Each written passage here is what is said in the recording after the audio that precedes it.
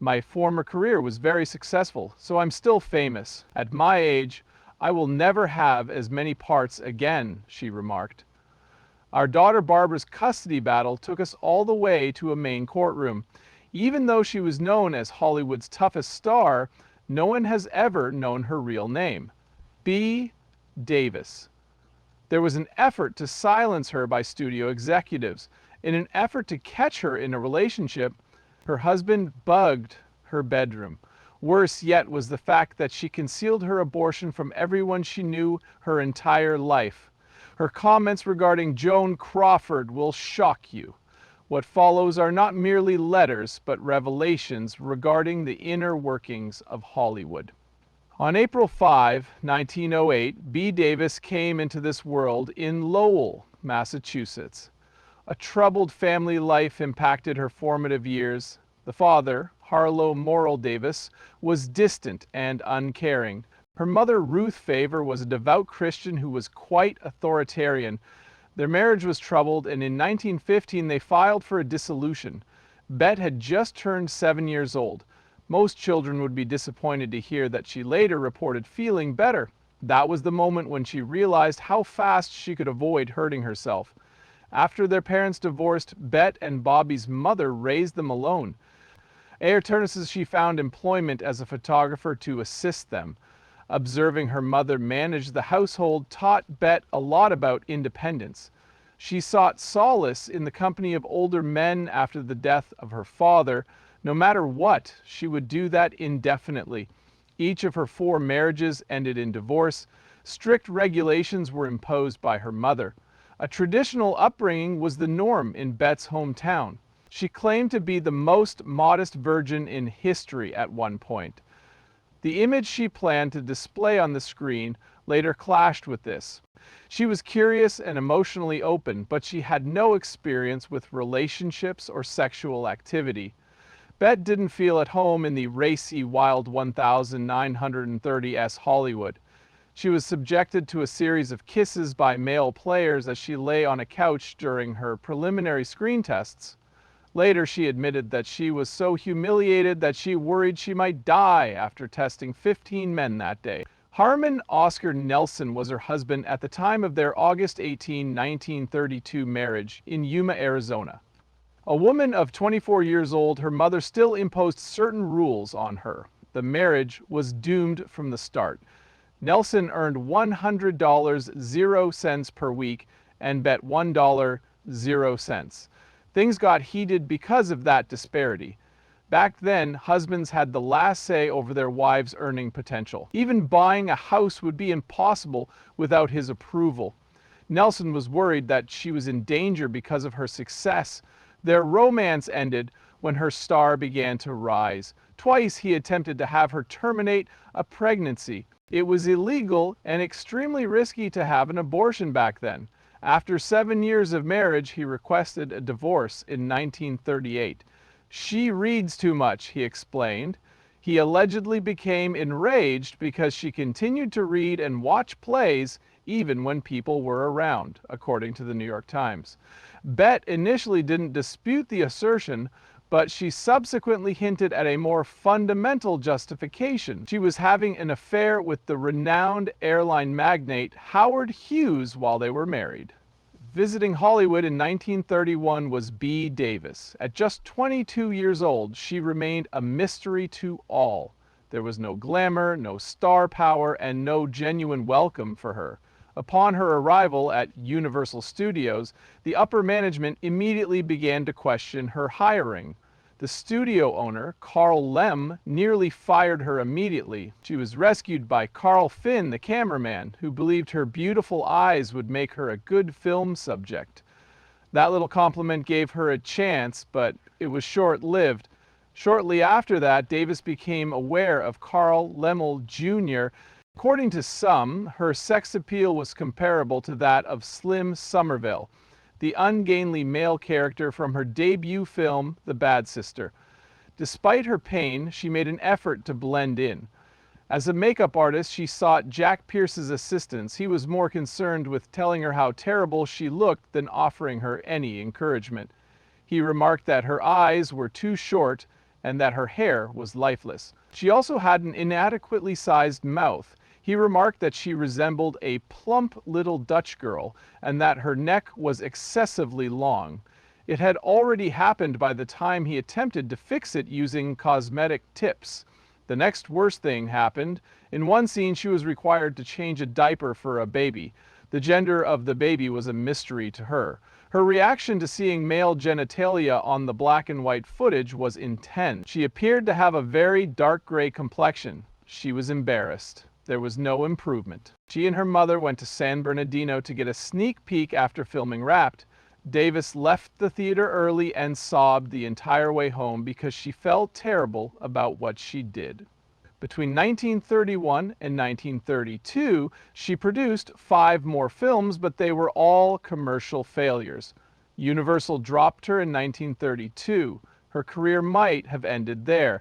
Then along came George Arles. He was famous for his 63 years in the acting industry. He invited Davis to co-star in Warner Brothers' The Man Who Played God. It was an unexpected decision. He sought out a youthful performer who could embody both love and admiration because he felt he had outlived his romantic potential. After observing other women, he came to the conclusion that Davis was the only one capable of doing it. Because of that section, her life shifted.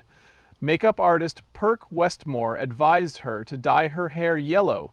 Davis was in agreement. She later remarked that this was the first time she had ever looked authentic on television. A tweak fixed the problem. After seeing a rough cut of the film, Jack Warner hired her for 5 years at $400.00 per week, equivalent to around $8.40 in today's dollars. The reviewers were happy too. In praising her attractiveness and charisma, the Saturday Evening Post compared her to famous actresses like Constance Bennett. Charles was taken aback by her exceptional performance. In his book from 1940, he discussed this. He commented on how he felt Davis would bring a satisfying layer of complexity to the role. She insisted he was instrumental in her breaking into the Hollywood industry. Despite this breakthrough, Warner Brothers still treated her like a minor celebrity. She kept getting parts in low-budget films. By signing on with RKO in 1934, she gambled. Of Human Bondage offered her the role of Mildred after she turned down other offers. Playing a cruel and insecure woman was one of her most challenging roles to date. Outrage swept over the critics. It was reportedly the finest acting performance by an American actor in cinematic history, according to Life magazine. S.A. actress. When the Academy decided not to nominate her for an Oscar, many people were upset. Together with Norma Shearer, who championed her nomination, she was nominated for the award. In response, the Academy made history by allowing voters to write in their ballots. A first of its kind. Even though Davis lost, his message was crystal clear. B. Davis finally received the recognition she had been striving for in 1935. She portrayed an actor going through a tough time in that year's Dangerous. Her performance was highly acclaimed, and she was cast as the ideal lead. Even her detractors acknowledged her strength. If Davis had lived 2 or 3 centuries ago, she might have been executed for witchcraft, according to Arnott Robertson in Picture Post. She possessed an extraordinary amount of energy, he claimed. Positive things were also said about her in the New York Times. The Hollywood elite proclaimed her as one of the most captivating performers of her time. She made history that year when she took home the Oscar for Best Actress. However, Davis was not in the mood to celebrate. In her mind, the trophy had nothing to do with danger. For her part in Of Human Bondage a year ago, she considered it a belated expression of gratitude. She referred to it as a comfort prize. The victory was still significant. The success of the film catapulted her into the Hollywood elite and proved that her talent could not be ignored. B. Davis's first Academy Award for her performance in Dangerous was presented in 1936. Few in Hollywood were as unmentioned as she was. At the age of 28, she had no control over her fame. But to most people, it was just a pipe dream. Her stories were selected by Warner Brothers. They selected her co-workers. Having her every move controlled was becoming old news to her. During that period, Davis was earning $1,250, 0 cents per week. That was a respectable sum of money during the Great Depression, though it paled in comparison to what male celebrities were earning. She was informed by Jack Warner that she would receive an additional $2.25 per week. An 80% increase was the price. Most performers would have taken it. It wasn't Davis. She had her lawyer, Mike Levy, make an unprecedented request. Each week she requested $3.50. She aspired to appear in films and radio shows that weren't produced by Warner Brothers. In addition, she requested a yearly vacation of 3 months and a cap of 4 film productions. She complained that she was tired of being criticized. She hoped for stronger scripts, more talented co-stars, and the option to turn down parts. Levy informed her that her request was excessive. Davis showed no enthusiasm. She believed she was valuable. Until Warner Brothers offered her a new deal, she threatened not to return to work. After that, a famous actor and a production company got into a heated argument. Things rapidly deteriorated.